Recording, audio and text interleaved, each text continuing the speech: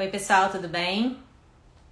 A gente está hoje às 11 horas. Vamos fazer uma live com a professora Cristine Grifo, professora assistente da Universidade de Bolzano. Vamos conversar sobre formas de resolução de disputas. Vamos conversar sobre ontologias jurídicas, o domínio de ontologias jurídicas. E ela vai compartilhar um pouco com a gente a pesquisa que ela tem desenvolvido no pós-doutorado dela, as publicações, e como que isso pode melhorar a nossa experiência. E essa experiência, gente, não é apenas a experiência ou a criação de ferramentas de inteligência artificial, ou a melhora de plataformas para que elas fiquem mais intuitivas e mais navegáveis. Bom dia, Patrício, bom te ver aqui. A Cris também entrou, Sara.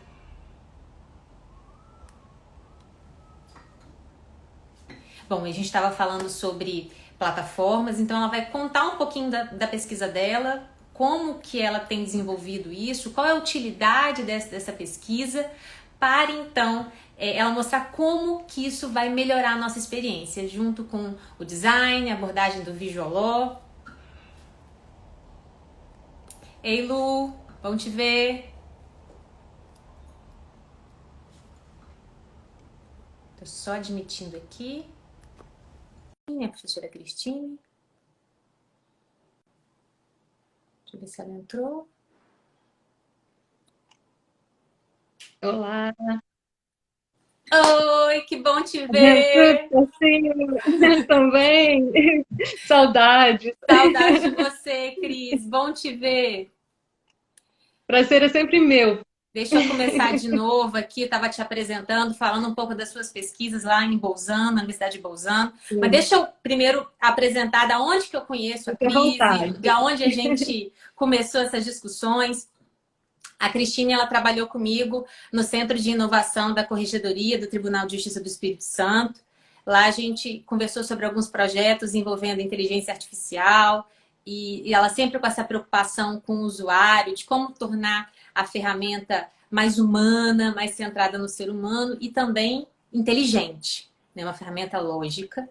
E foi com ela que eu aprendi um pouco mais sobre ontologias jurídicas e como que essas ontologias, né, no domínio do direito, podem melhorar a nossa experiência na resolução de disputas.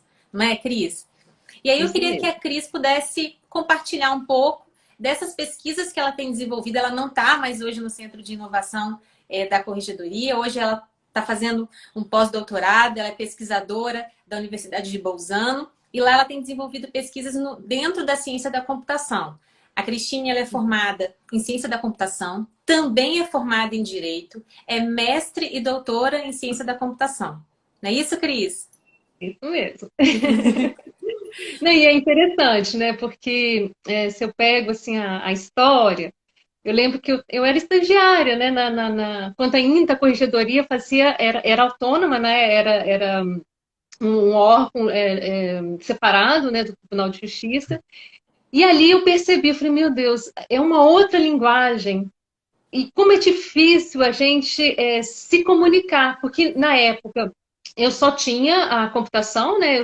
Eu era estudante na ciência da computação, e eu percebia isso, eu percebia que a minha linguagem era um pouco inacessível, ou muito inacessível para as outras pessoas que não eram da área, e as pessoas que eram da área do direito tinha uma linguagem que era inacessível para mim. Então, nós participávamos do mesmo ambiente de trabalho, mas com linguagens completamente diferentes. E daí veio por conta dessa necessidade, me veio essa ideia de fazer o curso, né, de Direito e aprender um pouco mais do mundo mesmo, da jurisprudência. Eu falo jurisprudência porque aqui na Itália o direito, né, a palavra é jurisprudência, né, mas o curso de Direito em si, conhecer realmente é, as dificuldades, né, porque o que a gente percebe no dia a dia é que as pessoas comuns, as pessoas que não têm o acesso ao direito, elas não entendem quando um advogado fala, quando um juiz fala, e isso vai atacar, vai violar um princípio muito forte, um princípio constitucional muito forte, que é o acesso à justiça. Porque como você vai tocar, né? Como você vai acessar a justiça se você não fala aquela linguagem? E É, aí, então, entra a computação. é interessante, quando a gente trabalhava juntas, né, ali no Uhum. centro, você é formada em ciência da computação, mas você tinha uma interface jurídica para conversar comigo. E Sim. eu me sinto advogado do ontem, né? Naquele momento eu me senti o advogado, porque Susskind fala o advogado do amanhã.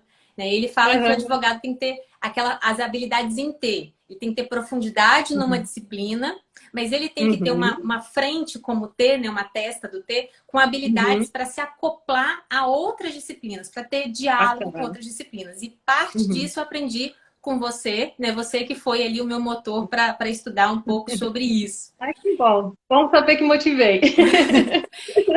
E lá a gente conversava muito sobre isso, e você falava sobre as ontologias jurídicas e sobre a sua Isso. pesquisa de doutorado, que foi Uhum. criar um domínio legal para as ontologias, não, que não havia antes, né? Que é a UFO-L, certo? Isso mesmo. A UFO-L é uma ontologia que a gente chama de ontologia núcleo, uma ontologia core, que vem representar uma parte, uma fatia do domínio jurídico, né? Então eu fiz um recorte no que seria a teoria do Alexi e trabalhei com a parte de relações jurídicas. Então representei as relações jurídicas que ele propõe, que na verdade é uma extensão de uma outra teoria, que é a teoria de Hofeld.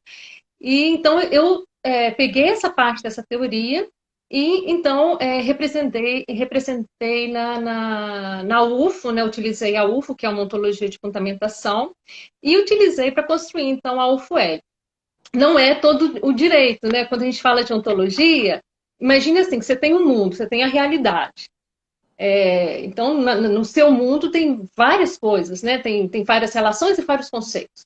Mas você não tem como pegar e representar tudo. É impossível. Você tem que recortar. E aí tem muitas. A gente tem muito trabalho em cima disso, né? Você pega, por exemplo, uma pintura que retrata um rio. Não é o rio, é uma representação do rio.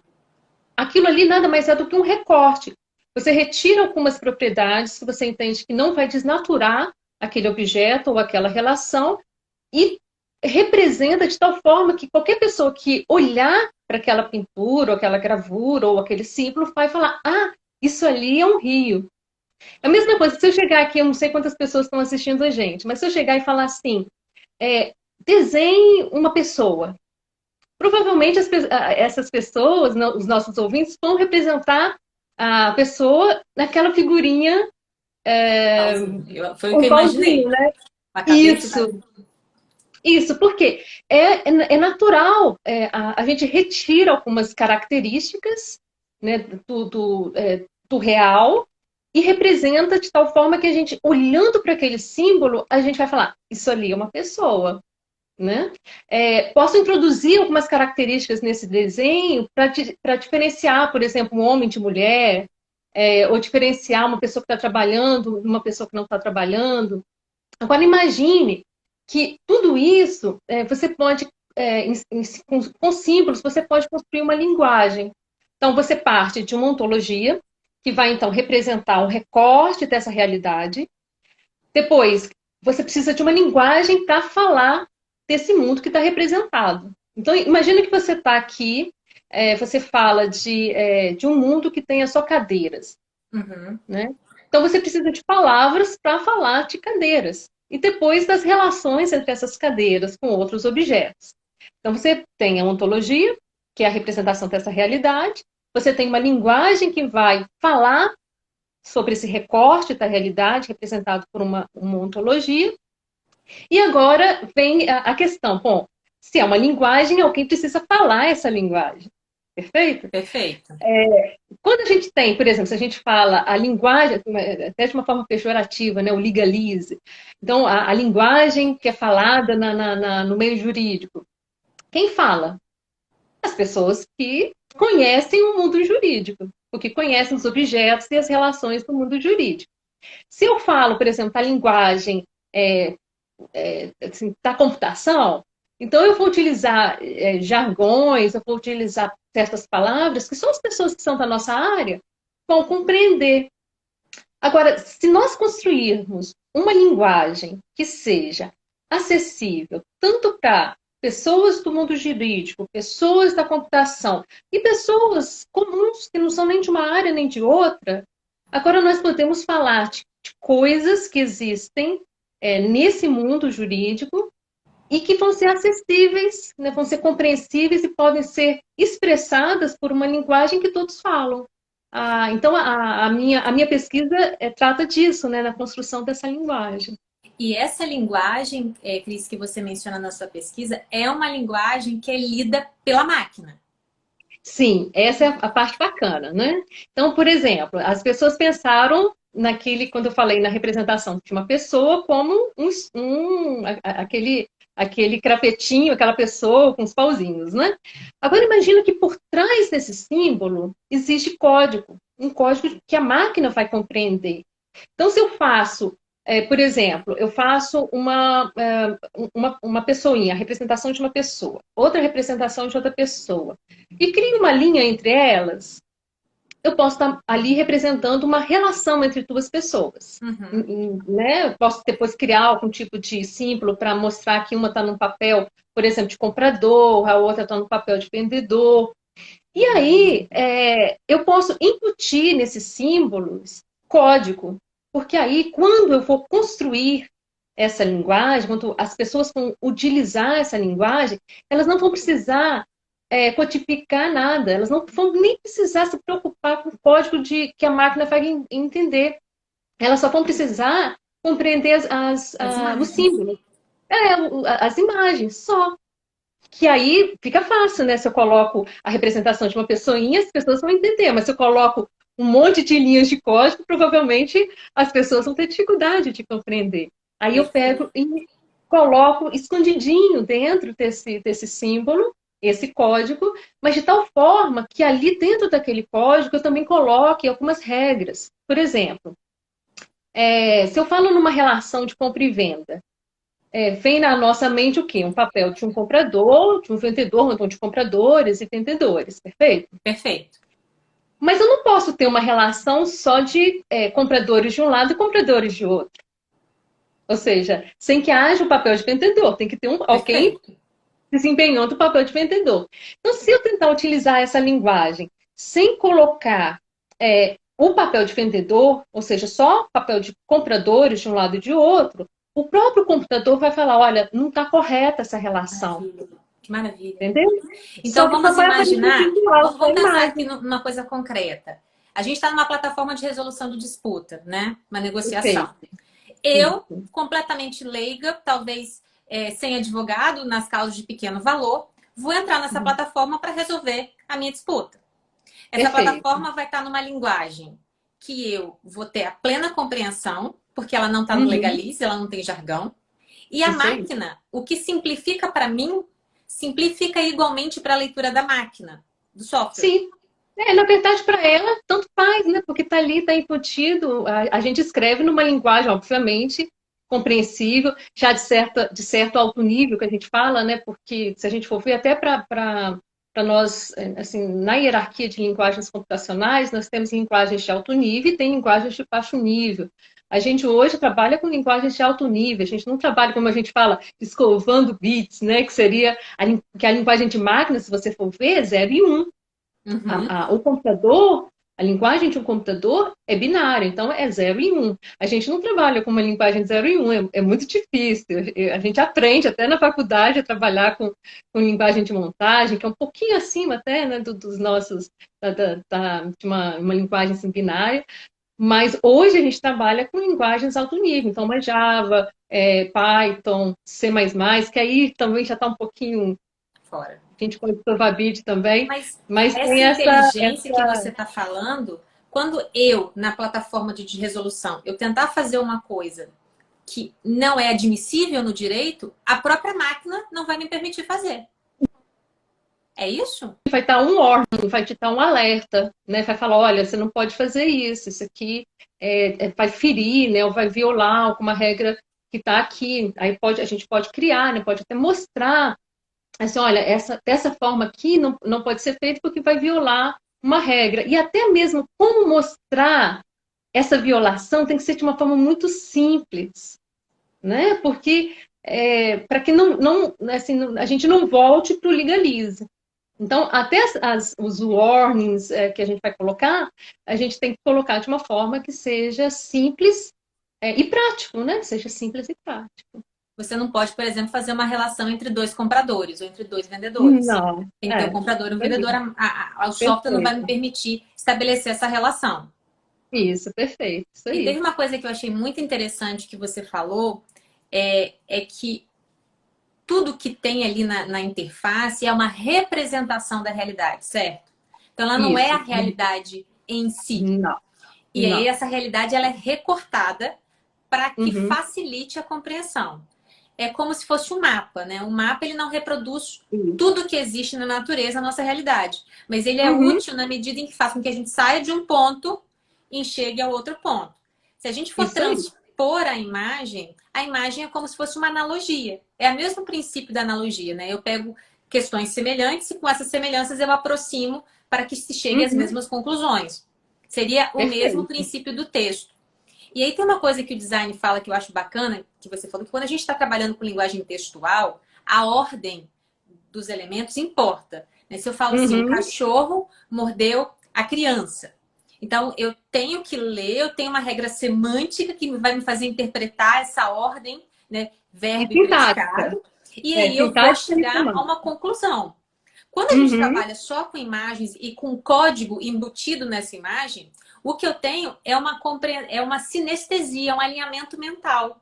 Porque a gente vai Sim. compreender de forma imediata, sem passar por essa regra semântica. Seria, por exemplo, quando Uhum. eu digo assim, o cachorro mordeu a criança.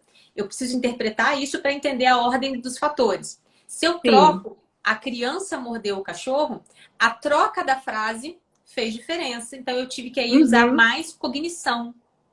A Sim. imagem tira, ela alivia essa carga Essa cognitiva. carga. E, na verdade, ela talvez ela nem tire, sabe? Talvez ela só não mostre da forma como nós vemos na linguagem textual. Porque, no final das contas, a semântica está ali. Tem um enriquecimento semântico dentro do símbolo, né? Só que ele não fica ali pesando ali aquela imagem, ela não pesa. E a questão sintática não importa para para o utente, né? Para aquele que está falando ali a linguagem, ou para quem está lendo, ou realmente compreendendo aquele cenário ali visual. Que isso é interessante, né? Porque assim, a parte sintática é o computador que vai ver. Então ele vai verificar sintaticamente se as coisas estão corretas. Ou seja, por exemplo, é uma questão sintática que uma relação de compra e venda tenha que ter um papel de compra, uma pessoa representando um papel, desempenhando, né, um papel de comprador e uma pessoa desempenhando o papel de vendedor. Uma questão sintática. Agora, eu poderia ter a questão, eu tenho também a questão semântica. O que é um comprador? O que é Uhum. um vendedor? E o que é uma relação de compra e venda? Então, essa semântica, ela está embutida no desenho, ela está embutida no visual, mas ela não é pesada. Talvez, quando a gente fala de linguagem textual, essa carga é muito. Realmente a pessoa tem que pensar: peraí, eu coloquei na ordem certa, ou seja, sintaticamente a minha frase está correta? Tá. Agora, além disso, ela está transmitindo aquilo que eu quero? Então, são preocupações que a pessoa tem que ter na hora de falar, né? Mas quando você está ali fazendo o seu cenário visual, utilizando essa linguagem visual, quem vai ficar a cargo de analisar a parte sintática e a parte semântica é o próprio computador. Então, E o usuário não vai ter trabalho nenhum. não vai precisar ter, né?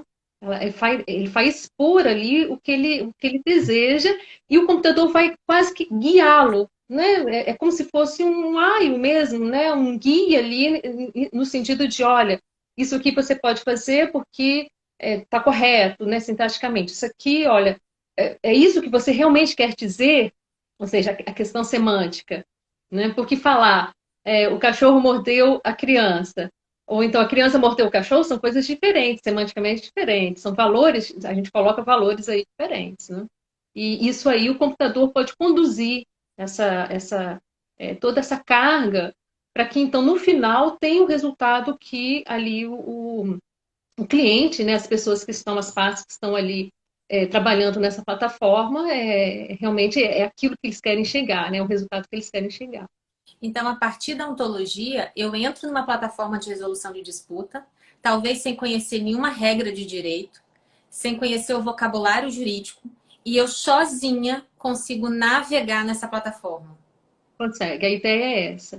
Com uma linguagem visual específica de domínio, né, específica para um domínio jurídico, o computador vai poder guiar as pessoas a ponto de chegar a ter um contexto visual, até mesmo, por exemplo, um contrato, construir um contrato em modo visual.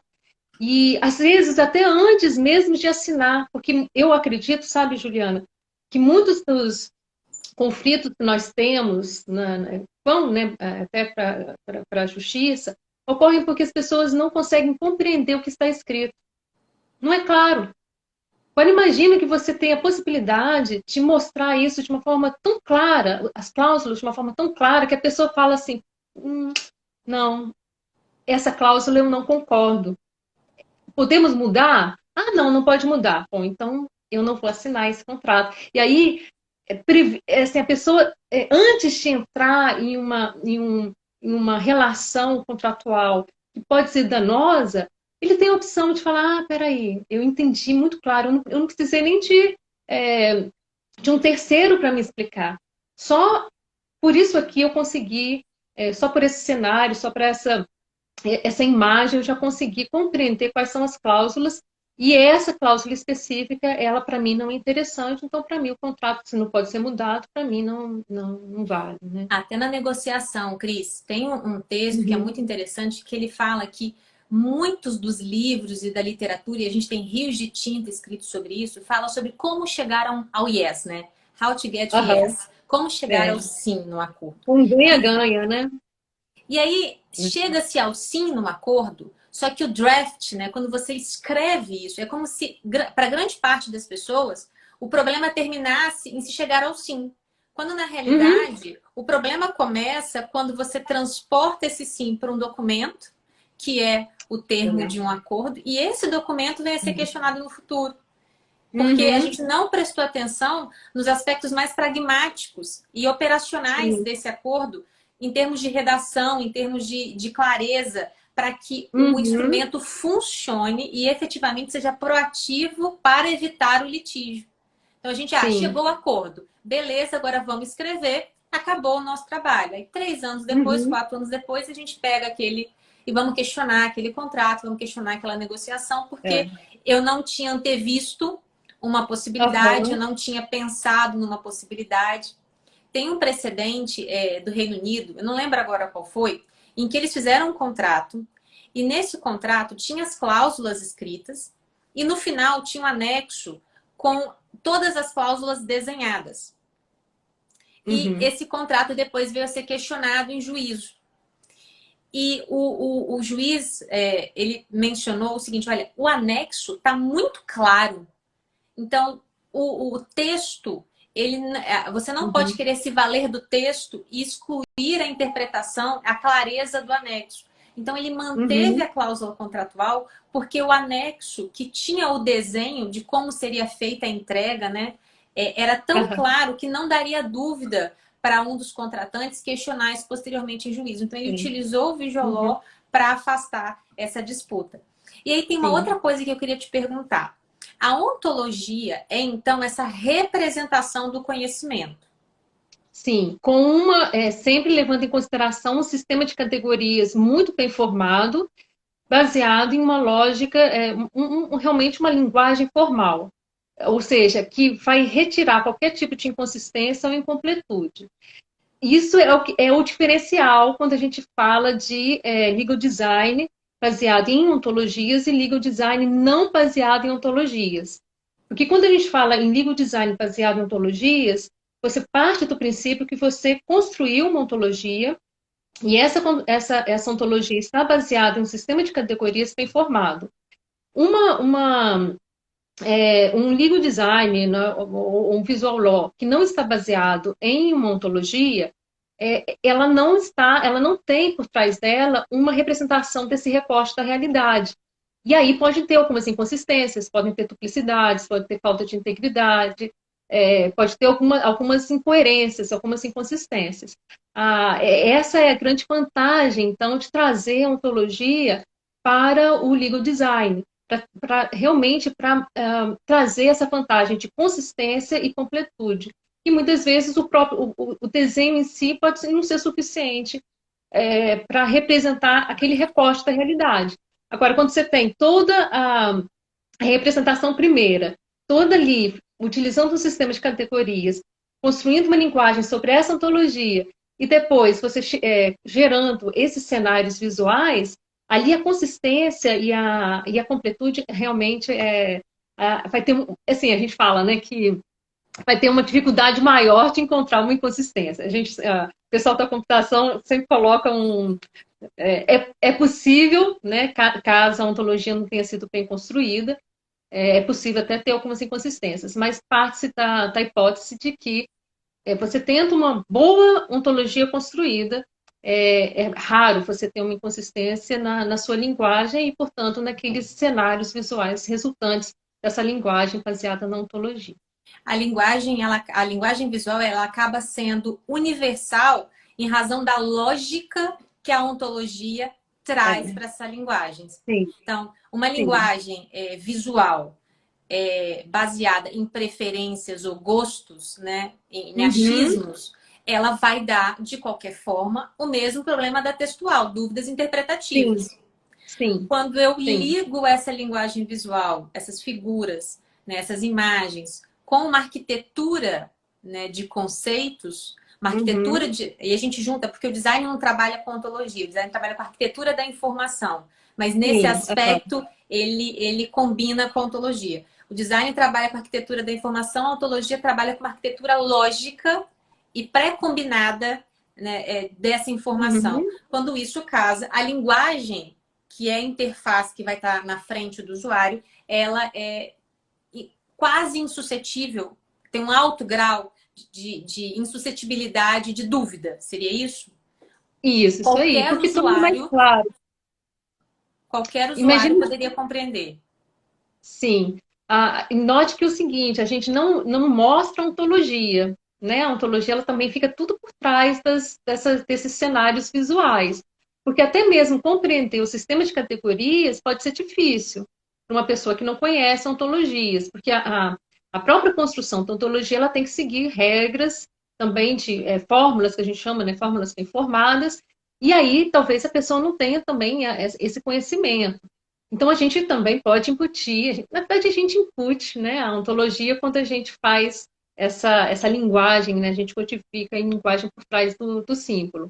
Então, note que a ontologia, ela não é somente caixinhas e setinhas, como algumas pessoas falam, mas aqui são só caixinhas e setinhas. Não. Por trás dali, daquelas caixinhas, daquelas setinhas, tem várias regras, né? Tem uma formalização ali muito forte. Então, por exemplo, se eu chego e falo assim, que relações de serviço são especializações de relações jurídicas e que relações jurídicas por si são especializações de relações sociais, isso eu posso modelar, eu posso criar uma figura que vai representar bem esse recorte, né, de relações sociais, relações jurídicas e relações de serviço. E aí posso utilizar, por exemplo, o que eu utilizo, né, o OntoML com a UFO, que é esse sistema de categorias, para então representar essas especializações. Agora, talvez uma pessoa que não conheça, uma pessoa que não é da área, vai ter dificuldade de compreender.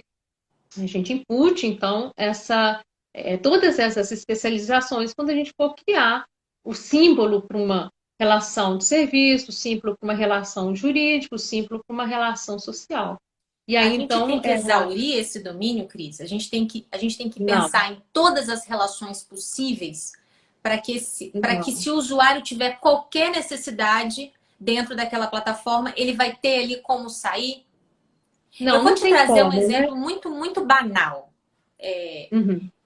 Eu tentei restabelecer uma linha telefônica do meu pai, pela Vivo. Sim. E eu liguei e fui atendida por uma ferramenta de inteligência artificial que me conduzia a Uhum. partir do momento em que eu clicava em algarismos. Perfeito. Um, dois, três. Sim. Não E pode. a minha opção não estava programada. Uhum. Então, eu exauri todas as alternativas. Aliás, eu tive que desenhar, o que é um erro de design, porque você tem que deixar claro para o seu usuário, né, o que vai acontecer se ele clicar em qualquer um dos números e como é que ele faz para voltar. A Vivo não Uhum. tem isso. Então, eu tinha que exaurir um botão. Ah, você quer resolver fixo? Liguei no fixo. Agora, no fixo, você tem fixo, residencial e empresarial. Aí, fixo empresarial mais um. Uhum. E aí eu fui seguindo. Quando chegou no final, eu precisava restabelecer. Não precisava comprar, não precisava corrigir. E não tinha opção restabelecer. A máquina falou comigo, eu não tenho essa opção. Mas se você não clicar em um, você vai ser mandado por nada. Porque não tinha um atendente. Eu queria falar com um humano. Uhum. Não tinha um atendente. A ligação caiu. Uhum. E eu tentei todas as opções. Até que eu não consegui nenhuma. Liguei para venda. E aí eu fui atendido por um humano, graças a Deus. E quando eu fui atendido por esse humano, ele me disse assim, olha, não tem essa opção. Você tem que ligar para o saque e fazer uma reclamação na ouvidoria para que você seja Ó. atendida. Uhum. Esse problema é um problema de criação Ontológico. ontológico. É um problema ontológico. Ontológico. Eles Ontológico. não Por quê? exauriram. Eles não Porque, na exauriram as verdade, opções do não, usuário. porque, na verdade, eles construíram um sistema, uma aplicação, mas por trás dessa aplicação existe o que a gente chama de uma bad ontology. É quando a pessoa fala assim, olha, ela não prestou atenção em construir realmente uma ontologia e foi logo desenvolvendo o aplicativo, né? Isso acontece muito. Em vez de fazer a engenharia de ontologias, construir toda uma etapa de engenharia mesmo, como se fosse não tem quando você vai construir uma casa? Primeiro você trabalha com um arquiteto, você vai fazer as plantas da sua casa. Depois você vai com o engenheiro, vai fazer outro tipo de planta, para só então você chegar na fase da construção mesmo ali, da obra. As pessoas querem fazer aplicações para o nosso dia a dia já indo para a obra. Eles não querem estar lá com o arquiteto, eles não querem Eles estar não lá com o querem fazer a ontologista. arquitetura da informação, né? Não, eles não querem, E eles aí dá querem ir errado, direto. porque aí a E aí dá tecnologia é errado, aí horrível. é inconsistente. Aí você tem incompletude. Aí, novamente, né, vem as incompletudes. Mas por quê? Porque não tem uma ontologia consistente, coerente, completa, baseada em uma ontologia de fundamentação que traz esse sistema de categorias que por si só é consistente. E aí, em algum momento, a inconsistência, a incompletude arise, né, aparece. É. Ó, e aí eu me lembrei de uma coisa aqui interessante. Quando a gente estava na corregedoria, a gente chegou a trabalhar, não chegamos a trabalhar, mas surgiu a ideia e foi publicada a ideia de se criar uma plataforma de negociação processual. Sim. E uma grande dificuldade envolvendo os negócios jurídicos processuais é o seguinte: quando a gente fala de negócio jurídico de direito material, né, a gente tem uma plataforma Uhum. processual. E dentro dessa plataforma processual, abre-se um campo em que o usuário pode fazer ofertas propostas na tentativa de uma solução consensual. Uhum. Agora, quando a gente fala de negócio processual, a gente está permitindo que esse usuário ele altere o próprio procedimento, a própria relação jurídica de direito processual. Como é Uhum. que eu crio uma plataforma processual na qual o próprio usuário pode, a qualquer momento, alterar essa plataforma? Então, É uma boa pergunta. para que isso funcione, a gente tem que ir lá na ontologia tentar Uhum. exaurir as Sim. possibilidades de todos os negócios Uhum. jurídicos processuais ou tentar criar regras, né? Como você falou anteriormente, regras proibitivas ou regras autorizativas de negócio. Seria Uhum. isso? E só lembrando, né, a ontologia ela é viva, ela é dinâmica. Então, o fato de ter construído aquela ontologia no primeiro momento não significa que depois a gente não vai voltar a ela expandi-la para novamente expandir, então, a linguagem, expandir as aplicações feitas em cima dessa linguagem, em cima dessa ontologia. Também fazer uma ontologia que seja estática, que fique parada, não é um bom negócio, né? Porque a nossa realidade, ela muda. E se a realidade muda, a representação da realidade também vai mudar. E isso assim, parece uma coisa óbvia, mas não é o que a gente vê na prática. Então, as pessoas muitas vezes fazem ali modelo, né, criam, constroem as ontologias, que no final de uma engenharia de ontologia você tem esses modelos, né, como se fossem essas plantas, né, de casa. E depois você pode utilizar vários processos para construir aplicações, né? Então, hoje a gente utiliza muito o ágil, né, que seria um processo aí de construção de aplicações assim, realmente rápido, que você trabalha com prototipação, alguma. Se você, muitas vezes, quando a gente faz essa primeira versão, você não tem o todo, você não tem aquela perspectiva toda que o cliente quer. Então, essa opção que você falou, né? Como fazer para ter essa mudança dinâmica? Porque uma mudança dinâmica teria que ter uma integração maior com equipe das ontologias, equipe da linguagem, equipe também do desenvolvimento. Então, você ter essa dinamicidade. É possível, talvez, a gente possa até pensar em algumas partes em que a própria pessoa que está utilizando a ferramenta, no momento que ela vai construindo, vai aumentando o seu mundo, essa ontologia também automaticamente vai aumentando. E aí a gente vai para um outro ponto, que seria o machine Machine learning, learning, é isso que eu um deep learning, em que a própria máquina vai aprendendo a aumentar o seu mundo, aumentar a sua representação, obviamente, então a sua estrutura, e aí então dar novas respostas de acordo com essas novas entradas. Né? Então, mas aí eu acredito que seja um outro tópico, né? Mas que é muito interessante também e que eu acredito que já é o nosso presente, não é nem futuro não, tá? Já é presente. A gente já vê isso em algumas ferramentas. Eu achei interessante o que você falou, porque vamos imaginar em concreto, né? Tem lá Uhum, uma resolução determinando que se crie uma plataforma de aceleração procedimental. Então, as partes podem negociar, realizar negócios processuais para encurtar ou alongar ou adequar o procedimento ao conflito. Então, a gente está falando de um uhum, procedimento que é modular, né? Quase um joguinho de Lego. Né? Elas podem sim. acoplar novos módulos nesse procedimento.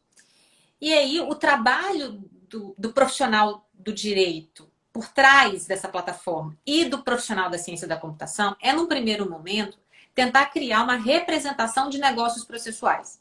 Quais são os negócios Uhum, processuais possíveis e admissíveis e vamos tentar exaurir na medida do possível.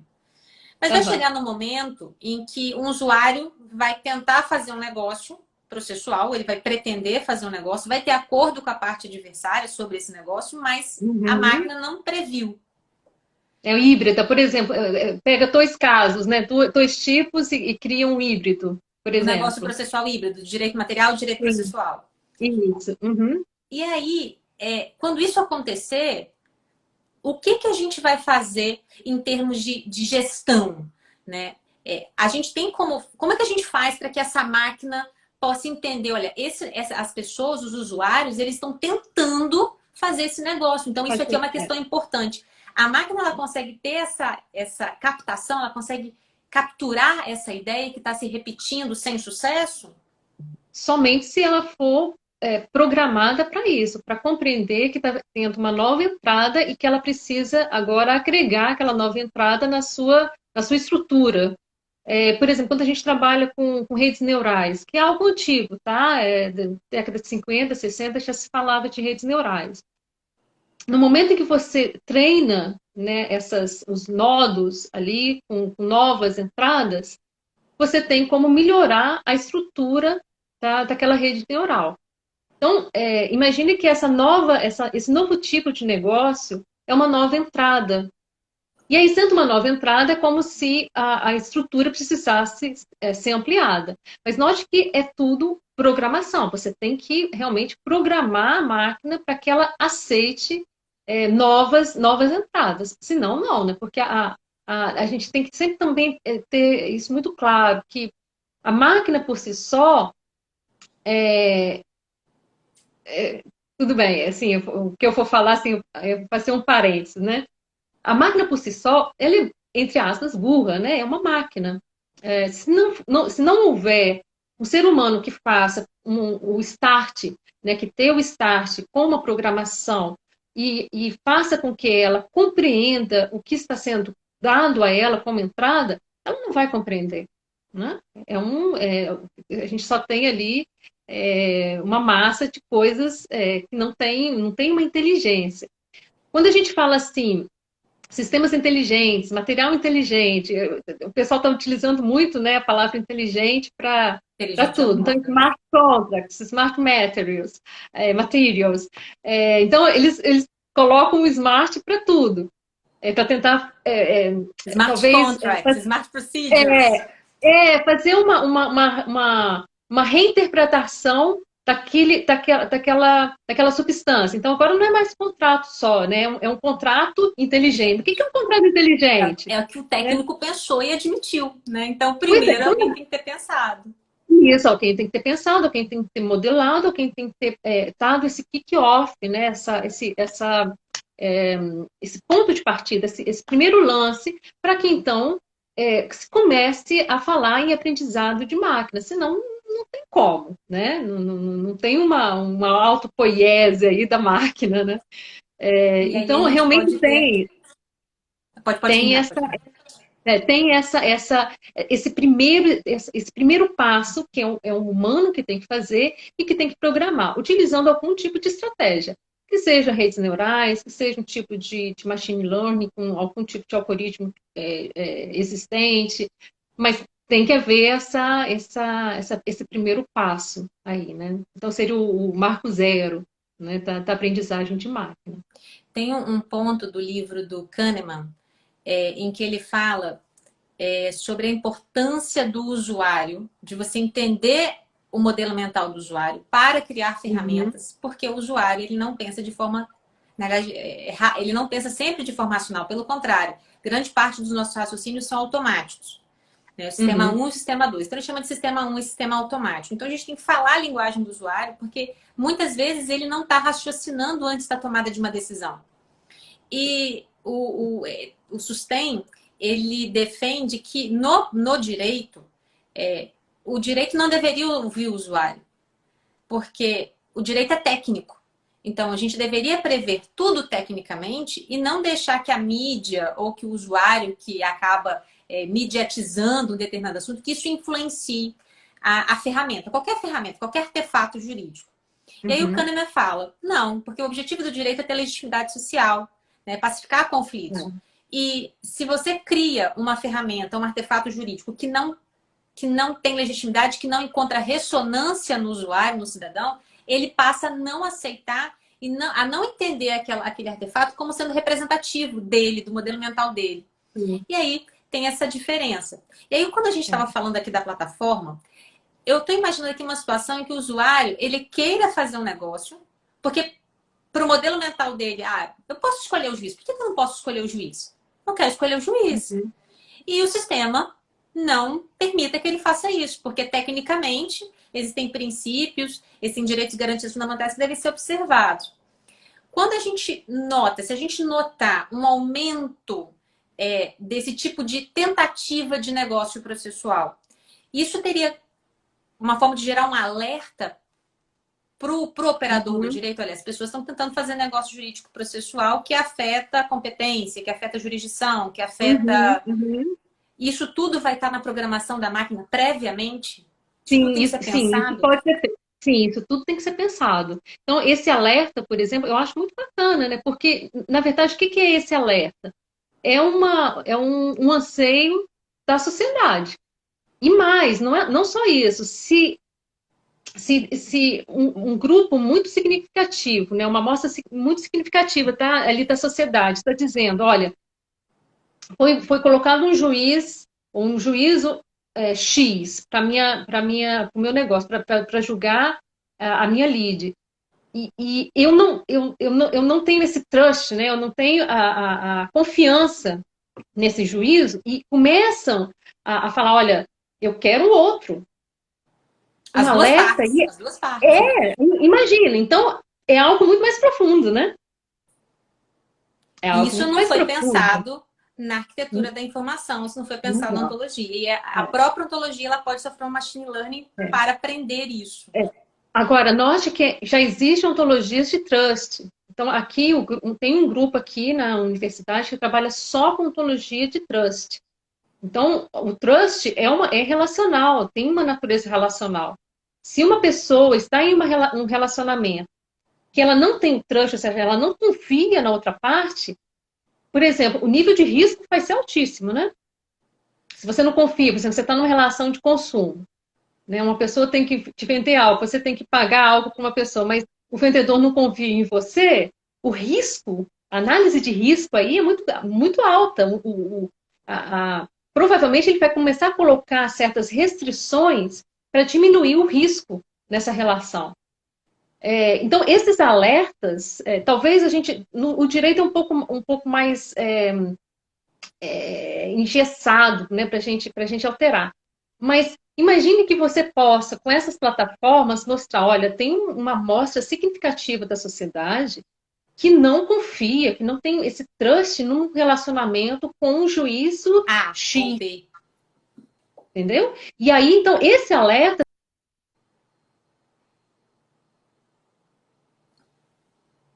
A Cristine saiu um pouquinho do ar. Espero que vocês estejam aqui me ouvindo ainda.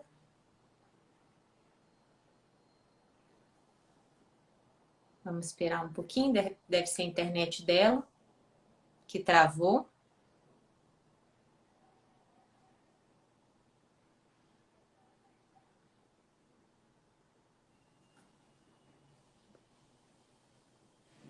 Ela caiu, gente. A Cristine caiu. Caiu não, né, gente? A internet dela caiu agora. Mas ela estava falando sobre ontologias de trust. Vamos esperar ela um pouquinho, voltar, para a gente continuar com esse assunto. Porque o que ela tem falado é muito útil nesse momento que a gente está vivendo, da pandemia, em que a gente está fazendo uma transformação digital e criação de novas plataformas, né? E ela tem dado, assim, insights maravilhosos sobre como fazer isso. Deixa aqui, ela pediu para entrar novamente. Opa, caiu Voltou. aqui. Eu estava até retomando onde você tinha parado. Você estava falando das relações de trust, quando o usuário Isso. avisa, né? Olha, eu estou tentando fazer Uhum. um negócio, estou tentando praticar uma conduta aqui nessa plataforma, ela não está me permitindo. Então existem aqui já alguns grupos de pesquisa, um em particular, né, que tem sido capitaneado pelo professor Giancarlo Pizzardi, com o Tiago, também, que é pesquisador aqui, o Claudenir, a Glenda Amaral, e eles estão trabalhando em ontologias de valor, em ontologias de trust, mostrando que nós que tudo está coligado, né? Quando a gente fala de relações sociais, relações jurídicas, não tem como a gente não falar também de confiança, a gente não tem como falar de valores que são embutidos em determinados conceitos e relações sociais e jurídicas, de forma que.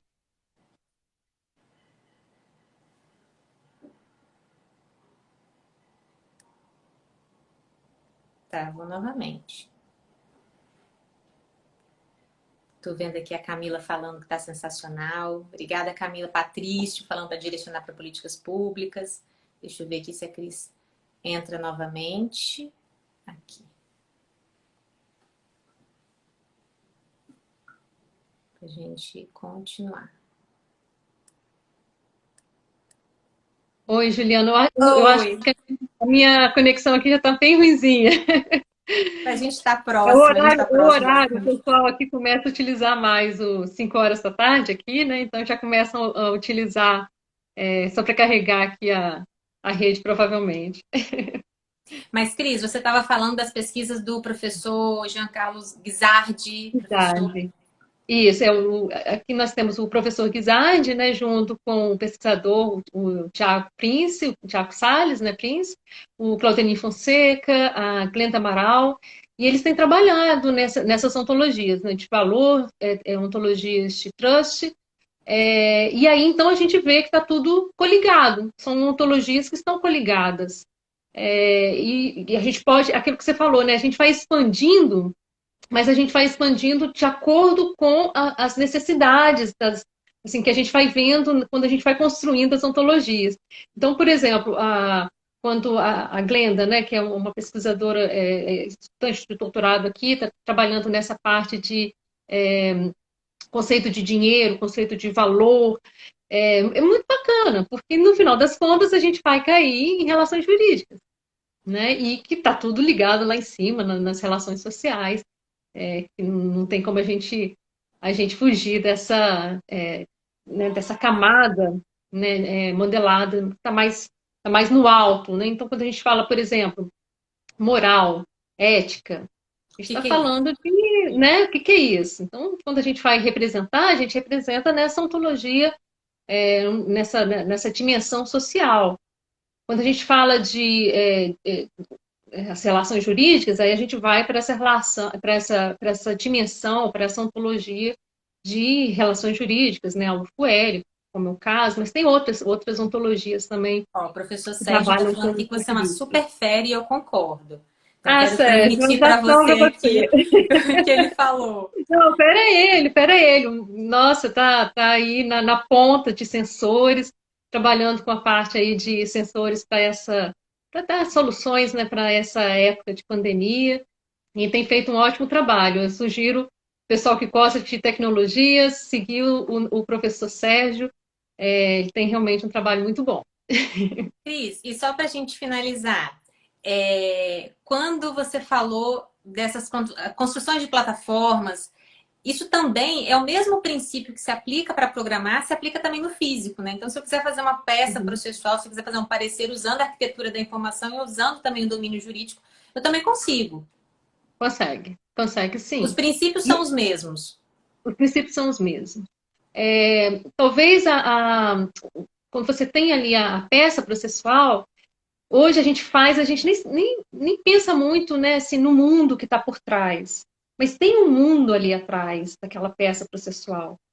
E quando a gente tem essa consciência desse mundo, você faz uma peça muito mais consistente, mais completa, mais fechada no sentido assim, olha, fechada no sentido de mais completa e mais clara, mais explícita para aquelas pessoas que vão ler. Agora, quando você não tem essa percepção desse mundo que está por trás, você deixa algumas pontas. E é essas pontas que estão o problema, que vão criar os atritos mais tarde. Né? Cris, agradeço muito, muito o que você veio, a pesquisa que você veio compartilhar aqui com a gente sobre ontologias jurídicas, criação de plataformas de resolução de disputas e sempre pensando em atender o usuário, fazer essa plataforma, essa inteligência centrada no usuário, para que ela seja intuitiva, de fácil navegação. Essa pesquisa é incrível, quero conhecer mais, quero ficar próxima para a gente sempre estar trocando uma ideia sobre isso. Te agradeço muito por você ter aceito esse convite. Estou muito Não, feliz de eu que estar agradeço. conversando com você. A gente já tem essas conversas normalmente, né? Por telefone, por Sim, videoconferência, a gente nunca publicizou. E sim, é muito legal estar aqui com você, falando, conversando sobre esses temas que são tão importantes, necessários atualmente e também sim. tão inovadores, tão gostosos de Uhum. falar, né? Sim, e eu fico à sua disposição. Quando você precisar, quando você quiser, a gente faz outras lives, a gente traz outros tópicos, ou continua com esse tópico mesmo. Você sabe que eu sou apaixonada. Eu já vou fazer um outro convite para você Tá bom. falar sobre plataformas de visual law, sobre a criação de Ok. plataformas de visual law, em que Tá você ótimo. cria, em que a pessoa não tem que fazer nada, em Tá bom. que o software faz o visual law sozinho, porque a gente não tem nenhuma ferramenta como essa. A gente vai no Word, no Não. Figma, no Canva É, criar. é. Então eu queria ir com Isso aí. inteligência, né? Estou tentando desenhar Uhum. aqui uma relação jurídica de direito processual e eu falo a relação jurídica de direito processual e a máquina desenha para mim. Eu quero ver Isso se é aí. possível. Você falou uma vez sobre isso e eu queria voltar a conversar sobre esse assunto.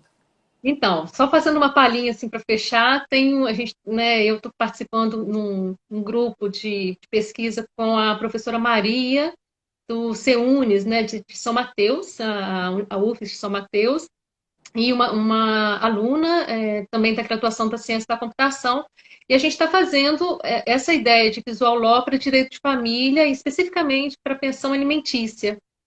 E a ideia realmente é chegar à implementação dessa plataforma. Então a gente pode falar um pouquinho sobre isso. Oba, então fica para a próxima live. Eu te Tá ótimo, agradeço combinado. muitíssimo o convite e deixo você então finalizar essa live dando uma mensagem para quem está ouvindo a gente. O que eu falo, assim, sempre no final, quando, né, das minhas palestras, pensem na computação como realmente um artefato artificial que pode ajudar a nossa vida. E o direito também é uma artificialidade que tem que ajudar a nossa vida, não pode complicar. Então vamos juntar esses dois artefatos, essas duas artificialidades, para criar realmente uma plataforma, criar um ambiente em que a gente vai ter aí um ganho, e não um ganho de simplicidade, não um ganho de burocracia, de confusão, não. Vamos tentar criar realmente uma linguagem que a gente consiga se falar e se compreender, né? A gente consiga realmente falar a mesma língua. É isso. Obrigada, Cris, obrigada mesmo. A gente volta a marcar outra live, com certeza. Tá ótimo, tá Tá bom, bom? combinado. Um beijo, agradeço a presença de todos que estiveram aqui com a gente, ouvindo um pouco da pesquisa da Cris, que tem muito mais. A gente ficou um ano trabalhando em algumas pesquisas lá no Centro de Inovação da Corregedoria, e a gente fez muitas trocas na ocasião. Então, é muito, muito maior e muito mais rico que não dá para falar em uma hora de live. Mas eu agradeço a presença de todos que estiveram aqui e muito obrigada por ter aceito o convite, Cris. Um abraço para Obrigada, e todo obrigada mundo, também a uma todos. excelente sexta-feira. Obrigada, até logo, Ju. Tchau, tchau. Tchau, tchau.